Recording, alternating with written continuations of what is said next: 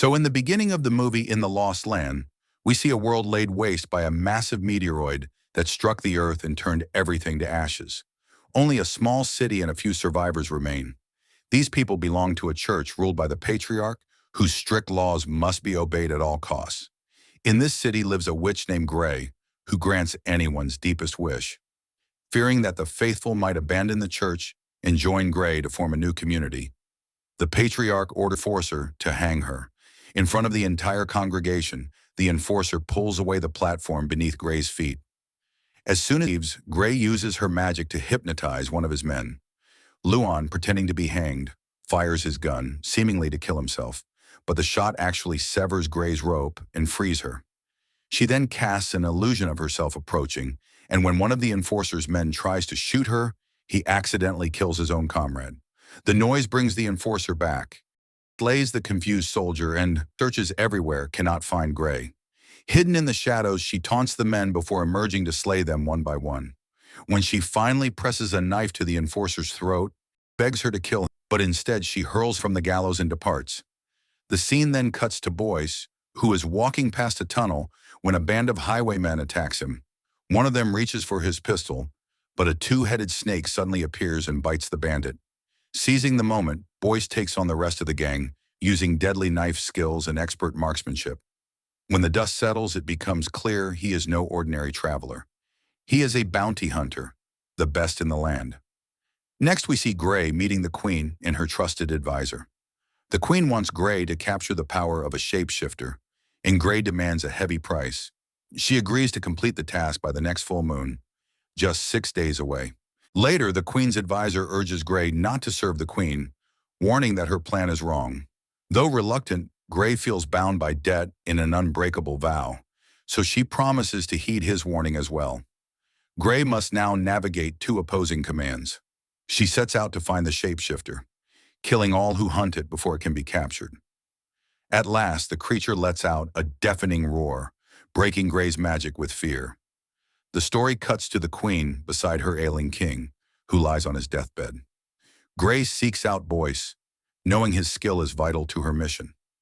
She offers him a rich reward to journey with her to the Lost Lands, where the shapeshifter's power can be claimed. Boyce warns her that the path is long and fraught with demons and broken trails, but Grey is determined. Meanwhile, the church's search parties finally catch up to Grey in a tavern and attack.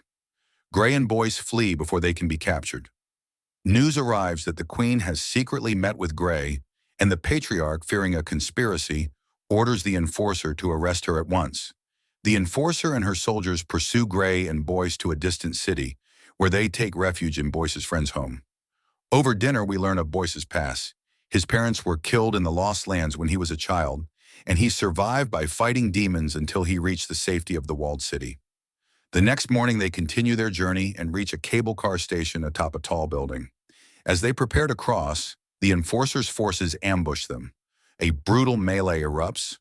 Boyce fights with deadly precision, and Grey uses her magic to hypnotize and strike their foes. Just as the enemy closes in, the two jump onto the cable car and race away, with Grey climbing atop the carriage to fend off the pursuing soldiers.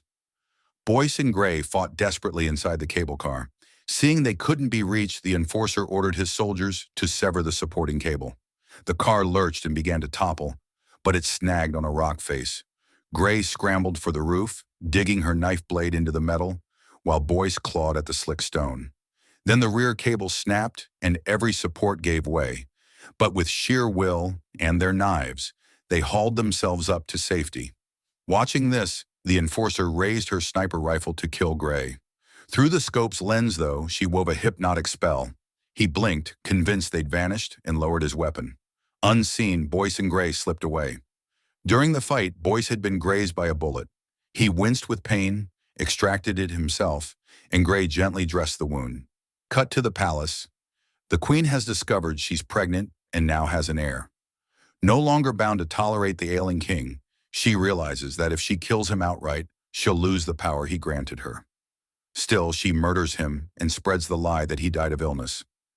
Grey and Boyce next arrive at a demon-haunted city. The creatures look human, but are twisted and terrifying. As one lunges at Gray, Boyce drenches the ground in oil and sets it aflame, knowing demons fear fire.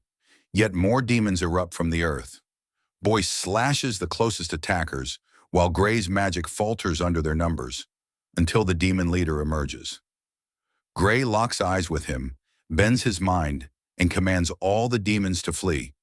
Seizing the moment, she conjures roaring flames in her palms, reducing every demon to ash.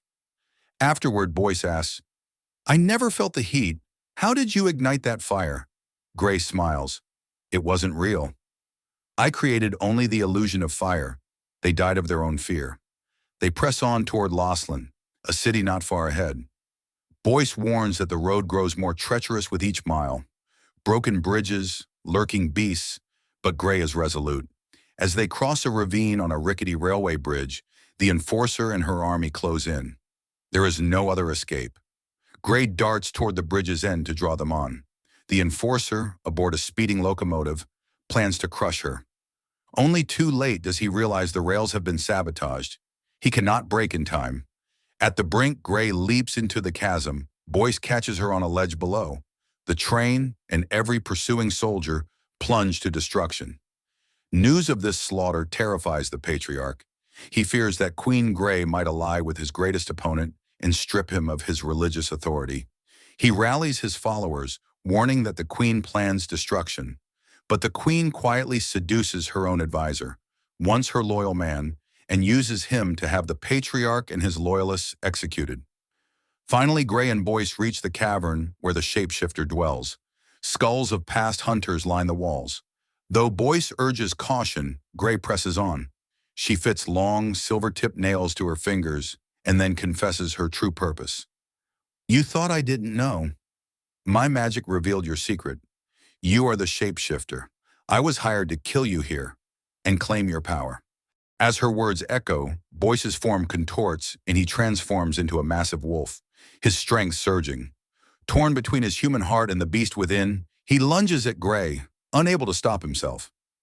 Gray now has to fight. She hypnotizes Boyce with her magic, making him see a flock of birds swooping toward him. Flailing to ward them off, he slows down just as a massive bird dives in. Exploiting his distraction, Gray slashes at him with her silver nails. Then she vanishes into the clouds and Boyce's body reverts to human form. Gray's strike leaves him unconscious. When he comes to, he finds himself bound in chains and weakened. It turns out shapeshifters are vulnerable to silver. Gray had secretly embedded a silver coin under his skin when she stitched him up, leeching away his strength. Kneeling beside him, she apologizes. "I don't want to do this," she whispers, "but my debts force me." She raises her dagger until Boyce gasps out, "I have a wish of my own. Stay with me." He confesses his love, and tears fill Gray's eyes. "Everything comes at a price," she warns, "though she is as trapped as he is. She must fulfill either the Queen's demand or his." As the full moon emerges again, Boyce shifts into his true form, and Gray mercilessly drives her dagger into him, ending his life. Cut to the next morning, Gray stands holding Boyce's discarded wolf pelt. Outside, the people, long oppressed by the church, erupt into joyous rebellion at the sight of Gray's return. They storm the church, tearing down its great cross. Gray then seeks out the Queen's advisor, Jairus, and presents Boyce's pelt. The Queen must anoint it with her blood, she explains, to absorb his power. Jairus balks, reminding her of his plea to abandon the Queen's scheme. Gray reveals the twist. The Queen sought your love by becoming a shapeshifter, but she did not know only one exists, Boyce. To become like him, she had to kill him. Now that Boyce is dead, Jairus can claim the Queen for himself. When news of Boyce's death reaches the Queen, she is devastated. She recalls his words, "I want to marry someone like me," and in her grief, fails to complete the ritual before dawn. As the first sunlight strikes the pelt, it disintegrates to ash. In rage, she slays Jairus, her last ally, and realizes her grave mistake. With no army, she cannot quell the rebellion. Meanwhile, Boyce awakens at sunrise.